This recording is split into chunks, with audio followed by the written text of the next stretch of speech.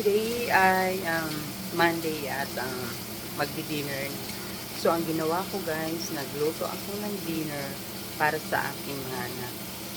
And kasi kanina lumabas sa kami ng asawa ko. So, para sa kanila. So, ang ginawa ko, nagluto ako ng pork chop.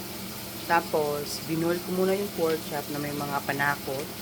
And then after that, inano ko naman siya sa butter. At ito yung, yan tsaka ito yung, kabol. So, ang ginawa ko, kasi, para, siguro, maganda yung ganun kahit matatanggal yung mga taba-taba. So, and then, yung gulay ng mga anak ko, corn.